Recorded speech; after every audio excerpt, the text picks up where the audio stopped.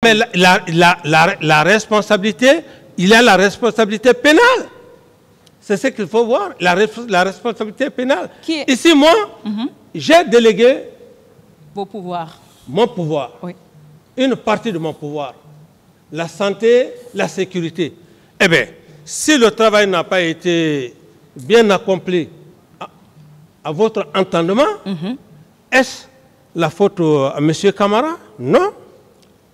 Maintenant, Valentin qui est militaire, qui vient avec d'autres militaires, ramasser les corps. Policier, s'il vous plaît. Policier, divisionnaire, ok.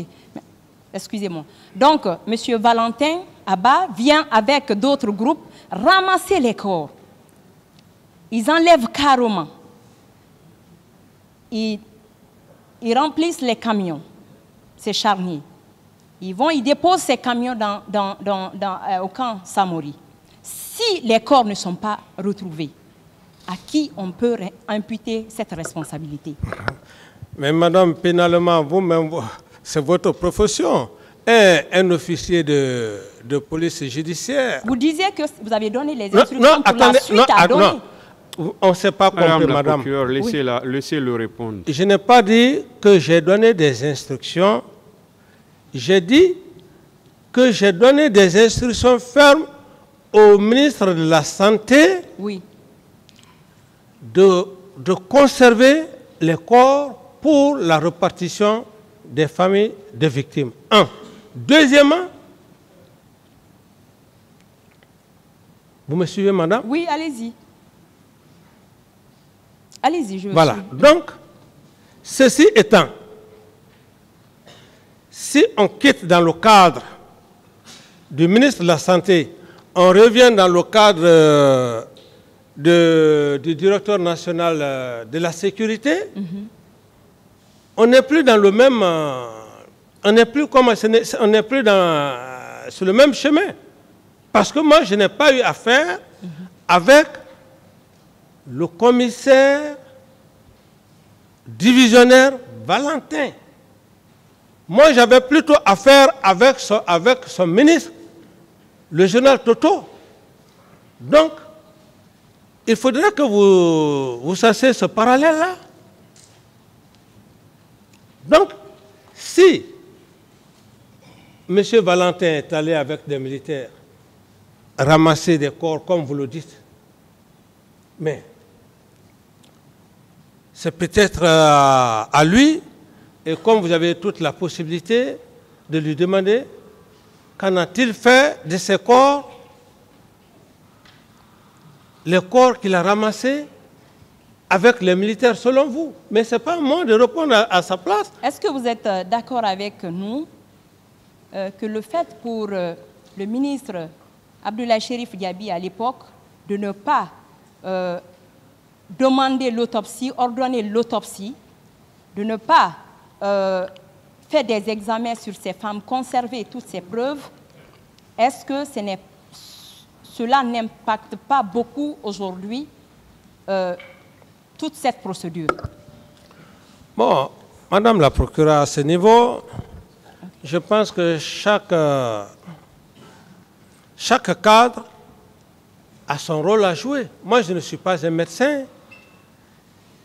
Si le côté médical, comme vous le dites, n'a pas été bien, n'a pas marché, ce n'est pas de ma faute. Le ministre Diaby, c'est un professionnel. Donc, ce n'est pas à moi de répondre à cette question. Ok, selon vous, est-ce que par rapport au massacre du 28 septembre, ce n'était pas un cas de crime flagrant? Un cas de crime flagrant. C'est-à-dire, la victime et l'auteur se trouvaient au même endroit. Bon, cette qualification, si vous pouvez mieux... Les gens qui ont quitté le camp, oui. Ils sont venus. Oui. Ils ont abattu froidement les gens. Oui. Ils sont tous au camp, au stade, tous sur le même lieu. Est-ce que, selon vous, il était difficile d'arrêter ces personnes? Mais puisque je n'étais pas au stade, c'est après les faits il y avait la gendarmerie, il y avait la police pour le maintien de l'ordre. Moi, c'est juste un compte rendu. Est-ce que, excusez-moi, si Oui. vous n'avez pas protégé ces personnes, est-ce que ce jour-là, la police et la gendarmerie n'allaient pas arrêter un bon nombre Mais de personnes qui ont commis ces faits? lesquels militaires a protégé, madame, lesquels militaires a protégé? Mais c'était vos hommes. Oui, mais mes hommes, ça ne veut pas dire qu'ils sont sous mes ordres. Les personnes qui vous gardent ne sont pas, vous Oui, voulez dire devant ce tribunal qui n'étaient pas sur vous. Mais la réponse est très claire, madame. Vous avez vu Toumba ici, il a dit clairement devant vous, D'accord. un aide de camp, il dit clairement qu'il m'a dissuadé avec un groupe de militaires et qu'il est resté chez lui, me contourner, aller jusqu'au niveau du stade, me chercher. Alors, imaginez, est-ce que je suis Dieu pour le savoir? C'est dans ce contexte que je dis que des gens qui ne m'obéissent pas, c'est la désobéissance totale. Ok. On peut continuer? Oui, bien sûr. D'après colonel Oumar Sano, il soutient que, vu la gravité des faits, que des sollicitations ont été faites aux pays voisins pour l'obtention des formules. Est-ce que cela est vrai? Bon, comme c'est l'ex-chef d'état-major général des armées qui l'a dit, Oui. cette affirmation... Donc vous n'en savez rien par rapport à ça aussi? Non, non. D'accord. Vous avancez, je tends à finir, vous avancez la thèse selon laquelle c'était purement du complot. Oui. Contre vous. Selon le rapport de Human Rights, selon ce rapport, qu'il y a eu des centaines de militaires ce jour-là au stade. Selon vous, si le commandant Toumba Abakar Sidiki a eu à mobiliser des centaines de militaires, et du côté de Sekouba Kounaté, lui également, il arrive à convoyer des recrues, à envoyer des gens de l'Ilimo. Selon vous, c'était plus possible pour eux, aisé pour eux, de prendre le pouvoir ou d'aller s'en prendre à une population civile pour se salir ou pour être poursuivis demain devant les autorités? Qu'est-ce qui était plus facile pour eux?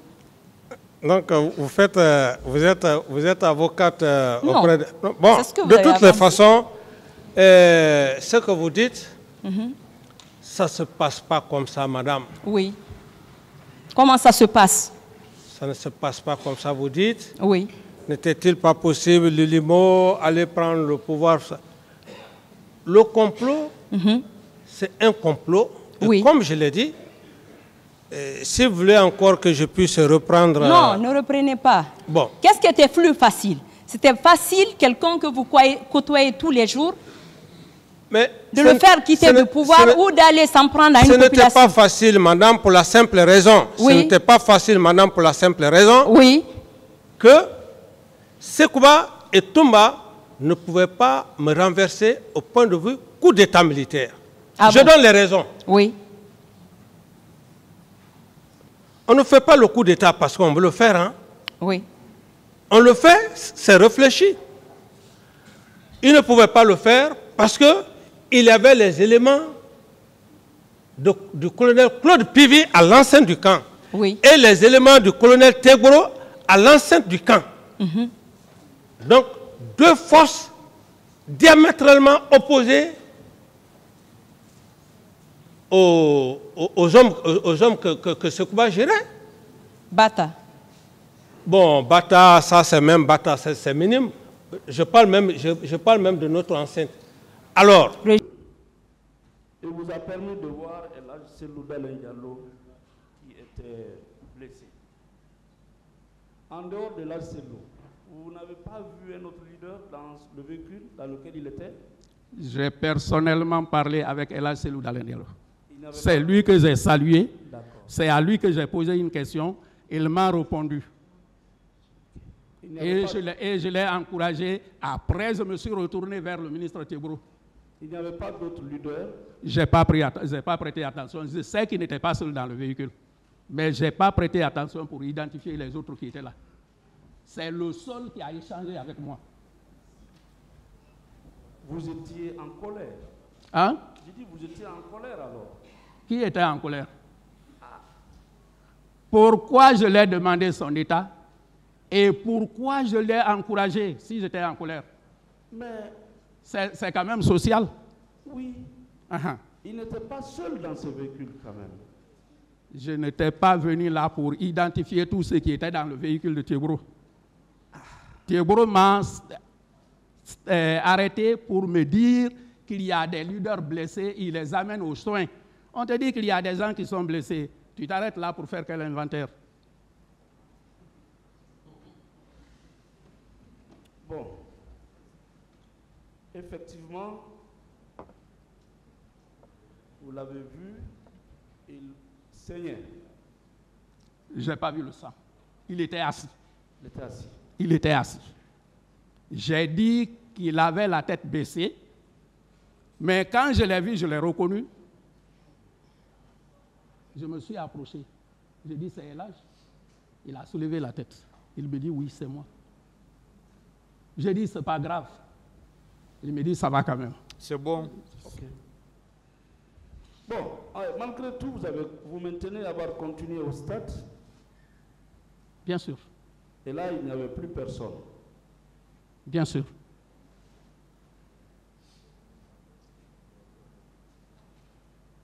Quand vous êtes revenu, toutes les fréquentations que vous avez eu à faire au stade, est-ce que vous avez vu des véhicules de la Croix-Rouge? J'ai dit, j'ai aperçu un seul véhicule qui partait à distance. La Croix-Rouge? Oui. Les Toyota Land Cruiser, la voiture. Pick-up.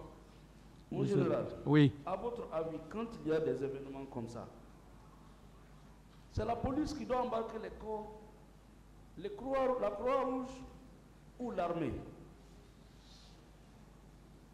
En la matière. Oui. La Croix-Rouge, chaque fois qu'il y a les grandes manifestations, la Croix-Rouge est appelée à être sur le terrain. Nous, de la police, nous savons que c'est le contrepoids. Il le surveille, il voit tout ce qui est en train de se passer. Mais je n'ai jamais appris que c'est la Croix-Rouge qui a autorisation d'intervenir en lieu et place des services nationaux. Non. Non, je ne l'ai pas dit. Je voudrais savoir, comme vous étiez le directeur national des services de police, oui. Et vous étiez au courant qu'une manifestation de grande envergure était projetée. Oui. Est-ce que vous avez pris soin de faire venir la Croix-Rouge pour suivre la manifestation en cas de débordement et intervenir? Non, on ne travaille pas avec la Croix-Rouge. La Croix-Rouge n'est pas sous notre commandement. La police ne travaille pas avec la Croix-Rouge? La Croix-Rouge n'est pas sous le commandement de la police. Ok. Mais la Croix-Rouge travaille avec la police? Nous les trouvons sur le terrain. Et en matière de droit ou de loi, ils sont habilités à le faire. Ça veut dire si on les trouve sur le terrain, on ne va pas les arrêter. Vous avez parlé de 17 corps au Petit Portail. Oui. Bon, je ne sais pas, on n'a pas fait un transport judiciaire encore. Ça, c'est de quel côté du stade? Là où vous avez découvert... Quand vous venez, il y a le portail principal de la rentrée, là où il y a les guichets de rentrée. Au bout, du côté de l'université, il y a le commissariat spécial. Entre les deux, il y a un portail. C'est ce que j'appelle le petit portail. Mais difficilement même les gens ouvrent.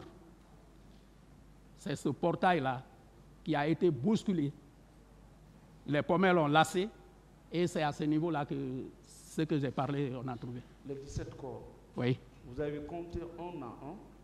Je vous dis, de l'ensemble des corps qu'on a trouvés sur le stade, on ne les a pas comptés là-bas. Mais pour ce point précis, j'ai compté. D'accord.